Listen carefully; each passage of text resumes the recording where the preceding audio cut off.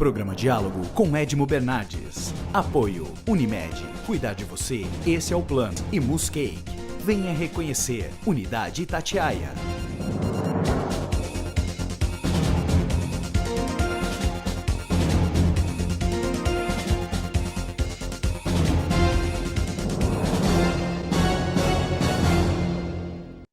Olá, boa noite. Nós vamos fazer dois programas. A minha proposta são dois programas, um voltado para a infância e adolescência e outro voltado para o idoso. As faltas, as necessidades, as queixas, os problemas são tamanhos que merecem, vocês vão adorar, não vão gostar, não vão amar porque a situação é grave, mas vocês vão gostar de ter essa informação, quem não tem, saber o que rola por aí. E em Ribeirão Preto, na região de Ribeirão Preto, Dr. Paulo César Gentili, juiz da infância, da adolescência e do idoso, nosso amigo, querido, muito obrigado por estar aqui conosco, vai fazer em duas partes conosco esse programa falando da infância, adolescência e do idoso. Então, obrigado, Dr. Paulo, mais uma vez. E vamos falar da moçada aí que... Vamos sim. É um prazer para mim estar com você, Edmo, nessa noite, com você, com os seus ouvintes. E vamos aí, vamos debater esses assuntos que são polêmicos. Vamos começar com estatística. Sim. Vamos lá, estatística. A população do Brasil é em torno aí de 210 milhões de pessoas, das quais 60 milhões têm menos de 18 anos. Que já vem com o defeito da internet, né? Que essa moçada já começa com o defeito de excesso de internet. Esse dado é do PNAD. Mais da metade de todas as crianças e adolescentes brasileiros são afrodescendentes. Mais da metade são afrodescendentes. Já começam a pensar na escola, nas cotas, enfim. Sim. E mais de um terço dos 821 mil indígenas do país são crianças. Então, se nós temos aí perto de mais de 800 mil indígenas no país, mais de um terço criança dos indígenas. Ou seja, índio trabalha, hein? Não tem televisão lá na aldeia, o pessoal está mandando ver na criançada. Bom, é claro que o país tem feito muitas coisas, nós temos o ECA, nós temos avanços, evoluções em cima disso, mas o Brasil ainda deve muito nesse sentido. Eu não estou falando especificamente da região de Ribeirão Preto, mas se o senhor quiser falar especificamente algum dado, alguma informação da região, fica à vontade. Sim. Por exemplo, 37% das crianças e dos adolescentes brancos viviam na pobreza em 2010. 37%. É um absurdo. É mais de um terço da população. E esse percentual se ampliava para 61% entre os negros e pardos. Pois é. O Edmo, o fato de você ter tijolos, cimento, pá, instrumentos, não garante a obra, né? A obra necessita ser edificada, né?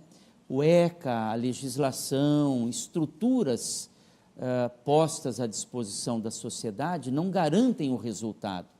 É necessário que as pessoas que são chamadas a edificar efetivamente construam a obra da mudança da sociedade, né? O fato de você garantir por lei proteção à infância e à juventude em todos os campos em que uma criança necessita para crescer um adulto autônomo, independente, não garante que isso aconteça por si só. É necessário que a sociedade, e principalmente os governantes, atuem para que esses direitos saiam do papel e se transformem numa realidade. Mais do que buscar a realização dos direitos como a educação, a saúde, a convivência familiar e comunitária, por meio de ações judiciais, de processos no fórum, é necessário que existam políticas públicas a alavancar a realização desses direitos. Mas essa política pública, é bom a gente deixar claro para o nosso telespectador, que todos nós, eu vou me incluir no meio, temos a mania e a idiotice de jogar a conta para o poder público. Sim. E, na realidade, a conta não é só do poder público. É bom a gente deixar isso claro. Isso é muito importante o que você falou, porque resume a mensagem do legislador quando escreveu o Estatuto da Criança e do Adolescente. E estabeleceu ali um pilar de que a realização dos direitos pensados nessa lei era obrigação da família, do Estado e da comunidade. Estado sozinho não faz a transformação social que vai resultar no acolhimento, na proteção de crianças e adolescentes. Família sozinha também não. A sociedade agindo por conta própria, sem apoio do Estado, sem engajamento das famílias, também não faz essa obra, né? É necessário a conjugação de esforços de família, de sociedade e de Estado. Mas como o senhor disse, bem definido, quem tem que definir isso, fazer um projeto, um programa, uma política, é o Estado. Você calcula, você imagina uma orquestra formada por músicos de excelente qualidade. Tocando sem maestro? Se não houver um maestro, né, que os coordene, que os dirija, vai sair... É um bando, vira um bando. Não vai ser uma sinfonia, vai ser uma disfonia, né, provavelmente. O Estado, ele tem que agir como o maestro, a conjugar esforços da família e da sociedade. As políticas públicas têm esse papel, né? Principal, não só o de criar condições materiais, estruturais para a realização dessa transformação social, mas principalmente o de estabelecer, o de permitir a existência de uma cultura nova, né? Uma cultura que sensibilize a sociedade e a família a agir da maneira como a lei deseja. E eu lhe dou um exemplo. Nos primórdios aí do Estatuto da Criança e do Adolescente, há 28 anos atrás, era uma heresia você falar que uma criança ou um adolescente de 12, 13 anos não podiam trabalhar. Quando o Estatuto chegou em 1990 dizendo que o menor de 16 anos não pode trabalhar, e principalmente que o menor de 18 anos não pode trabalhar em atividades perigosas, insalubres, penosas, isso caiu muito mal na sociedade. Eu ouvi muito o discurso de que é melhor estar trabalhando do que estar na rua praticando crimes. Lógico que é melhor. Mas é porque nós fomos criados. Sim, havia um conceito de que... havia uma cultura, de que quanto antes começar a trabalhar, começasse a trabalhar, melhor. Para quebrar essa cultura, para implantar uma nova cultura, foram necessários 20, 28 anos de muita briga, de muito discurso, mas, sobretudo, de uma ação firme do Estado, né? Implantando políticas públicas de efetiva proteção da criança na questão da profissionalização e do trabalho protegido. Hoje é um discurso mais palatável. Hoje a sociedade entende que o menino de 12, 13 anos não pode trabalhar numa pedreira, não pode trabalhar no corte da cana, que é insalubre até para a pessoa adulta. No carvão, na carvoaria. Na carvoaria, e antes isso era extremamente comum, porque o que é que sobrava para a criança, para o adolescente? Os empregos, os subempregos, os empregos efetivamente mais penosos, né? Então, hoje já existe uma cultura da necessidade de proteção no ambiente do trabalho, né, e da profissionalização. Mas, assim como essa política, outras precisam existir, outras precisam avançar para implantar uma nova cultura de efetiva proteção e valorização da infância, de preparação da criança e do adolescente para a vida adulta. Porque se nós formamos mal uma criança, ele vai crescer um adulto incompleto, um adulto mal formado, um adulto que vai ser sempre dependente do Estado ou da sociedade. O senhor está sendo gentil, né? Está sendo extremamente delicado para não dizer que pode estar criando um marginal, um criminoso. E efetivamente, nós criamos indivíduos mal formados, não é? Eu me desgastei muito ao longo desses 22 anos em que atuo na Vara da Infância e da Juventude em Ribeirão Preto, dizendo que a sociedade forma indivíduos defeituosos, né? Indivíduos que, de tão agredidos ao longo da sua vida, acabam por agredir, né?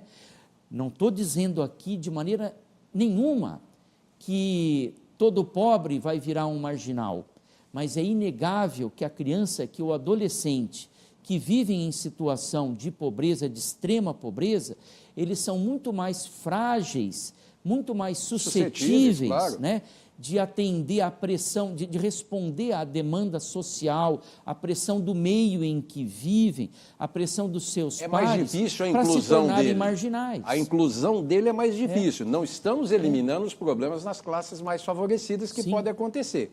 Especialmente do abandono. Pois é. Tem pai e mãe que deixa o dinheiro na conta do filho, com celular, etc. e tal, e acha que está cumprindo a missão dele. Pois é. Parabéns. Pois é. Parabéns. Olha, a gente não precisa ir muito longe. Na verdade, os indivíduos mal formados pelo aspecto material, pela pobreza, se tornam agressivos, agressores. Por quê? Porque eles partem em busca da satisfação das suas necessidades, seja aos seus anseios aí de ter, de consumir, de ter um tênis bonito, uma roupa bonita, de frequentar uma balada, de usar um boné da moda, seja de consumir todos os outros produtos que todos nós consumimos, né?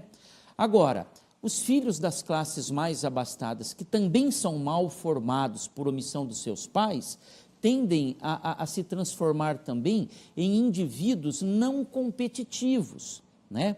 Aquela criança, aquele adolescente que não é bem formado no seu aspecto emocional, moral e mesmo pedagógico, ele não está preparado para, na idade adulta, competir em igualdade de condições com aqueles que são bem formados, né? É aquele que não vai ter uma inteligência emocional, apesar de ter feito uma boa escola, é aquele que não conseguiu fazer uma boa escola porque passou o seu tempo ocioso dentro do seu palácio, dentro da sua casa bonita. Tem uma frase que eu estou cansado de ouvir de pai e mãe: e o que eu fiz para acontecer isso? Não fez, justamente se omitiu. Né? Os limites hoje estão sendo muito bem questionados. Infelizmente, tanto as crianças abastadas, filhas de famílias abastadas, quanto aquelas que são filhas das famílias mais pobres, acabam sofrendo algum tipo de omissão, de negligência e de abandono. Isso é muito grave, né? Doutor, nós estamos olhando aqui, com relação, por exemplo, o Brasil é referência em relação à mortalidade infantil. Isso é maravilhoso, né?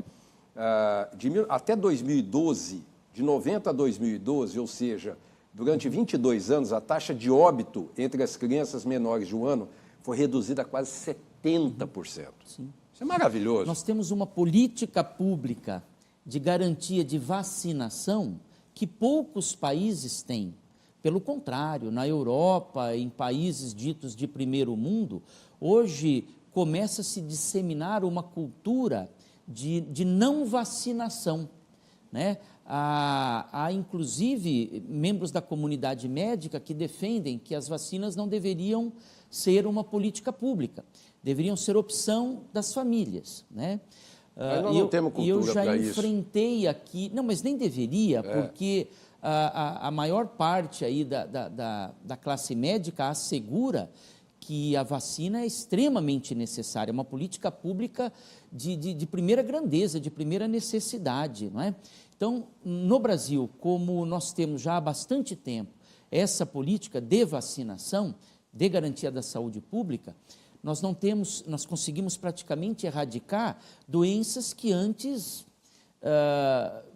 vitimizavam em larga escala as crianças, né? Sarampo, as vacinas de gripe, e tantas outras que tem, a tríplice, enfim. Eu vou chamar o nosso intervalo, aproveitando para dizer que é muito perigoso no país essa questão da opção, porque, de repente, tem situações que, se a gente der opção, a pessoa vai ficar lá em cima do Bolsa Família. Daqui a pouquinho a gente está de volta. Até já.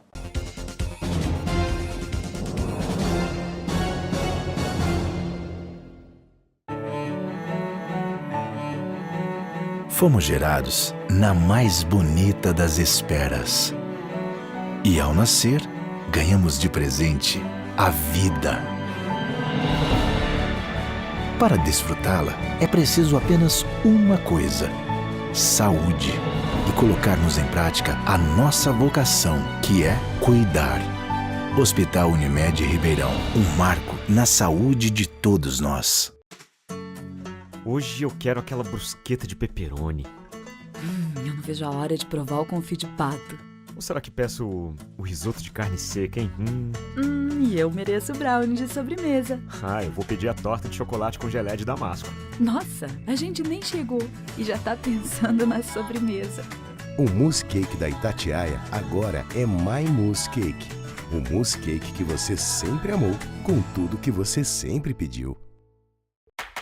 Ter mais informação faz bem até para o seu bolso. Clube do Assinante A Cidade. Mais benefícios para quem está sempre bem informado. Saiba mais em clubedoassinante.jornalacidade.com.br. Assine já e aproveite. 0800 775 7575. 1924. O desafio está no ar. Rádio Clube. Liderança total. Voltamos a apresentar Diálogo com Edmo Bernardes. Apoio Unimed, Mousse Cake. Estamos de volta com essa conversa interessantíssima e esses dados que vocês estão vendo aí. Para você ter uma noção, as maiores vítimas, hoje a gente saiu do avanço que a gente teve, evitando a mortalidade infantil, crianças até 1 ano, e hoje a gente observa, pelos índices e pelas estatísticas, que quem é a maior vítima hoje da mortalidade infantil são os indígenas. Pois é. Os indígenas são um caso especial. Há 2 anos atrás eu tive a oportunidade de participar de uma ação voluntária com índios ali na região do sul da Bahia. O senhor foi nomeado cacique Paulo Gentili, não? Quase. Fui lá prestar uma modesta colaboração na parte de esclarecimentos, palestras, etc. E visitei diversas aldeias, né? São índios já bem aculturados, não é? Mas as aldeias são favelas, não são mais do que favelas. Mesmo as aldeias mais remotas, há uma tímida participação do governo federal de garantir um mínimo do mínimo. O parto, né? Por exemplo. Mas essa ação voluntária da qual eu participei, o foco principal era levar saúde para a população indígena dessas aldeias, né? Eu integrei um grupo de advogados, assistente social, psicólogos. Tem nome esse grupo? É o Voluntários do Sertão, aqui de Ribeirão Preto, né, que faz um trabalho espetacular já há muitos anos. E foi assim triste observar como que os indígenas estão relegados ao mais absoluto abandono. Não conheço a realidade das populações indígenas da Amazônia, mas acompanhei também um trabalho do CNJ de garantir o registro civil para a população indígena, porque boa parte dos índios não são registrados, não tem a certidão de nascimento. Eles não são. E o registro de nascimento é o primeiro ato de cidadania de qualquer pessoa. A partir dali, ele passa a ser reconhecido e conhecido pelo Estado como indivíduo, né? E o CNJ, então, tem um trabalho, ainda um pouco tímido, mas tem um trabalho para organizar uma ação de registro civil das populações indígenas. Eu estou vendo aqui no meu papel, eu falei que ia fazer a cola, né? Sim. Segundo aqui as informações, apenas 57,9%, mesmo com esse avanço, nem menos de 60% já consegue o registro civil do povo indígena. É um exemplo da absoluta desproteção da população indígena, né? Como de resto, está bastante desprotegida a maior parte da infância no país, né? Sabe que a gente vê ações esparsas, a gente vê coisas acontecendo e sendo bem realizadas, mas eu penso que os nossos administradores, o poder público de uma maneira geral, ainda não se conscientizou de que criança e juventude tem que ter efetivamente a prioridade das ações públicas. E não tem. A questão da educação, por exemplo, não ganha em importância quando disputa com o asfaltamento de uma rua ou com a criação de uma praça. Vamos dar números para essa educação aí? Vamos.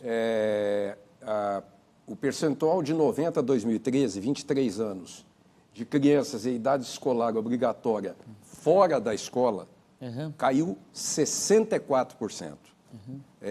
Passando para em torno aí de 7%, o que significa aí mais de 3 milhões de meninos e meninas que ainda estão fora da escola. Olha. Sabe de onde são? Pobres, negros, indígenas e quilombolas. Sim. Vou lhe dar uma realidade assim bem atual de Ribeirão Preto, que é possivelmente uma das cidades mais ricas do estado mais rico do Brasil. Estima-se que nós temos em Ribeirão Preto 4 mil crianças que não conseguem matrícula em creche. O poder público ainda não conseguiu, e eu digo ainda porque a minha esperança é imorredoura de que o poder público consiga administrar essa demanda, mas ainda não conseguiu garantir o acesso à creche. Contando com tantas ONGs, com tantas creches, com independentes, etc. e tal. Pois é, e são muitas que fazem um trabalho misto de filantropia e assumindo também uma parcela da obrigação do poder público, mas não consegue. Quer dizer, e eu não culpo a gestão atual de maneira nenhuma, isso é um problema estrutural que vem ao longo aí das várias gestões que eu acompanhei nesses 22 anos. Claro. Ninguém nunca conseguiu garantir o número adequado, o número necessário de creches para atendimento da população, né? Digo mais, é possível que hoje em Ribeirão Preto, toda criança em idade escolar tem acesso à primeira série, tem acesso à escola. Mas há escolas onde os professores são mal remunerados, onde o currículo é desatualizado, é desinteressante, e isso faz, Edmo, com que boa parte dos adolescentes abandonem a escola lá pela 6ª série, e abandonem a escola sem estarem sequer adequadamente alfabetizados. Mas o senhor estava falando há pouco, você vê como é que é uma coisa, vai e volta no mesmo ponto. O senhor estava falando com relação ao maestro da orquestra.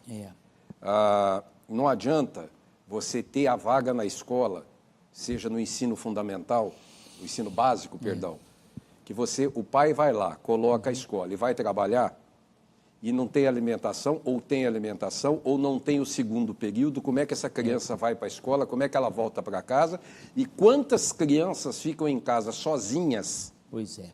Porque o pai e a mãe foram trabalhar, ou às vezes não tem pai e mãe, ou é um membro só tomando conta, a criança fica lá com 5 anos sozinha dentro de casa trancada. Isso é extremamente comum. O modelo adequado ou próximo do ideal, nós já temos, nós já sabemos, né? Seria a escola em período integral ou então núcleos de atendimento à criança e adolescência no contraturno, com atividades de lazer, de cultura, de profissionalização. E esse não é um modelo caro. Para um poder público que despende valores tão altos com questões menos essenciais à formação, à construção da sociedade. Valores tão altos como corrupção. Os bilhões, os milhões que nós vemos aí. Milhões já não servem mais, doutor. Escorrendo pelo ralo da corrupção. Bilhões, a partir de bilhões. Não é? Quer dizer, nós poderíamos ter uma sociedade muito mais adequada e preparada. Eu gosto de citar exemplos, eu vou lhe citar um exemplo que está muito próximo de nós aqui.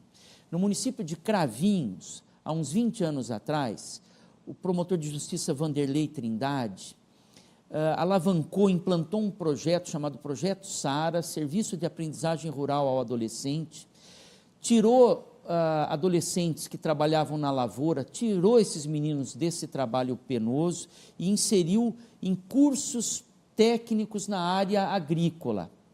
E esse projeto cresceu e os meninos passaram a ter outras atividades, outros tipos de cursos de edificação, de computação e vários tipos, né? E esses meninos começaram a ser empregados em obras de interesse social, na reforma de praças, na jardinagem, em outras áreas de atuação de interesse do município. Resultado disso, durante 10 anos de execução, durante os primeiros 10 anos desse projeto, Cravinhos não internou um único adolescente na Fundação Casa. Os índices de criminalidade lá foram baixíssimos. Praticamente não existia criminalidade juvenil. É a inclusão. É a inclusão. É você pegar esse menino, ocupá-lo, você dá oportunidade para ele ser alguém no futuro. Agora, quer ver uma coisa? Esse futuro é muito próximo. Mas olha como é que é o negócio. Quase 1,7 milhão de crianças e adolescentes de 5 a 15 anos ainda trabalham no Brasil. Pois é. Olha que absurdo. Embora entre 2007 e 2014 o trabalho nessa faixa etária tenha caído 44%, o ECA provavelmente fazendo efeito, o número de meninas e meninas entre 5 e 15 anos trabalhando no país subiu 8%. Olha aí. Olha aí. Então, você nota que há uma necessidade social do trabalho. Eu penso que nenhuma criança, nenhum adolescente preferiria trabalhar como empacotador em supermercado ou como empregada doméstica aos 12, 13 anos, se ela tivesse a opção de estudar numa escola legal, bacana, com um currículo atualizado, moderno, que fosse assim similar ao mundo em que ela vive, com os recursos da informática, das telecomunicações que nós temos hoje, um currículo antenado com o nosso momento, né? Eu penso que essa criança, que esse adolescente preferiria estudar, preferiria fazer um curso de línguas, como os nossos filhos tiveram a oportunidade de fazer, prefeririam ter momentos de lazer, como os nossos filhos, ou os filhos das classes mais abastadas têm, do que ir trabalhar. Quer dizer, o trabalho infantil é uma pressão, né, social, é a necessidade. A Juliana está me dando um toque, faltam 2 minutos para a gente encerrar. Eu não posso deixar... Não, eu tenho 200 coisas para falar com o senhor aqui. Pois é. Mas nós temos que falar um pouco da criminalização também. Sim. A face mais trágica das violações de direitos humanos que afetam meninos e meninas são os homicídios de adolescentes. De 90 a 2014, até pertinho, o número de homicídios de brasileiros de até 19 anos mais que dobrou. Sim. Passou de 5 mil para cada 11,1 mil casos ao ano, o que significa que em 2014, cada dia, 30 crianças e adolescentes foram assassinados. Pois é. Olha, em Ribeirão Preto, na década de 90, nós tivemos um fenômeno muito triste de assassinato de adolescentes. Foram cerca de 140 adolescentes assassinados em Ribeirão Preto durante a década de 90, né, de 1990 até 1998, por aí. Isso foi enfrentado pelo Ministério Público com ações civis que cobravam ações efetivas do Estado, buscando responsabilizar o poder público por boa parte desses homicídios. Eu não vou entrar em detalhes aqui porque o tempo não vai nos permitir. Mas o fato é que, de 1998 para cá, o número de homicídios praticados por adolescentes em Ribeirão Preto caiu vertiginosamente. Em 1998, nós tivemos um pico, 80 crimes de morte atribuídos a adolescentes. Hoje nós temos 3 ou 4 a cada ano só. É um dado assim muito relevante. Só para... E o índice de homicídios de adolescentes também caiu na mesma proporção. Então isso hoje revela que o poder público de alguma maneira se organizou para trabalhar melhor essas questões. Na época nós tínhamos uma única unidade da FEBEM, hoje nós temos 4. São unidades menores que trabalham com um modelo mais aperfeiçoado e que garante, graças a Deus, melhores resultados. Doutor, muito obrigado. Prazer, a gente vai voltando conforme a gente for tendo. Eu só quero dizer que essas vítimas, as crianças vítimas e adolescentes, têm classe e têm cor. São pardos e negros, na grande maioria, e que vivem na periferia das regiões metropolitanas do país afora. Tá? Então, existe uma discriminação também, uma coisa muito louca que acontece aí por falta de política para essa categoria. Gente, muito obrigado. Semana que vem a gente está de volta. Até lá. Programa Diálogo com Edmo Bernardes. Apoio Unimed. Cuidar de você, esse é o plano. Balões Pic Pic. Ed Ribeirão e tem 40 anos. E Mousse Cake. Venha reconhecer. Unidade Itatiaia. Programa Diálogo com Edmo Bernardes. Apoio Unimed. Cuidar de você, esse é o Planos. E Mousse Cake. Venha reconhecer. Unidade Itatiaia.